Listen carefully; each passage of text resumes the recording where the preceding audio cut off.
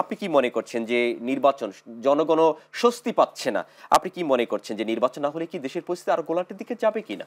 হ্যাঁ, জনগণ যেটা বলতে ধারণা করতেছে জি। যে ইউনূস সাহেব মানে স্যার বলতেছে যে সে নির্বাচন ফেব্রুয়ারির প্রথমার্ধেই হবে নির্বাচনটা। এটা বারবার এনশিওর করছে। এনশিওর করতেছে। কিন্তু ইউনূস মানে এনসিপির সাথে ডক্টর ইউনূসের একটা সম্পর্ক আছে। দেশের মানুষ যেটা বলে, হ্যাঁ, হ্যাঁ। সেই ধারণা থেকে এনসিপি বলতেছে যে দাবি দাওয়াগুলি বলতেছে নির্বাচনের আগে গণপরিষদের আরো যেই সংস্কার, আবার জামাতের পিয়ার পদ্ধতি, পিয়ার পদ্ধতি। এই সমস্ত বিষয় নিয়ে জনগণের ভিতরে একটা ধোঁয়াশা সৃষ্টি হচ্ছে যে মানে নির্বাচনটাকে আসলে সঠিক সময় হচ্ছে কিনা।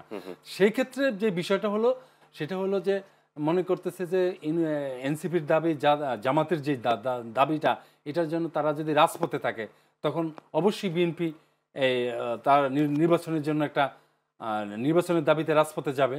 বিএনপিও দেশের জনগণের জন্য, দেশের স্থিতিশীলতার জন্য, নির্বাচনের জন্য রাজপথে যাবে। তখন তো অবশ্যই একটা বিশৃঙ্খলা সৃষ্টি হতে পারে।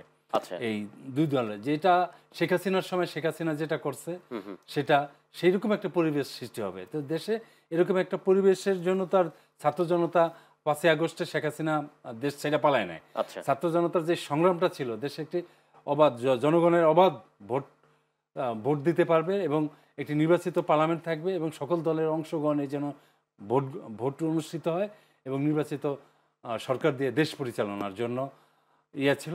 এখন সংস্কারের যে দাবি, তারপরে পিয়ার পদ্ধতি নিয়ে যে মানে জামাত কিংবা এনসিপি যে পরিস্থিতি ঘোলাঘাটা করতেছে, তখন তো বিএনপিও তার ভোটের দাবির জন্য জনগণের সাথে নিয়ে রাজপথেই থাকবে। তখন তো দেশে একটা মানে অস্থিতিশীল পরিস্থিতি হবে।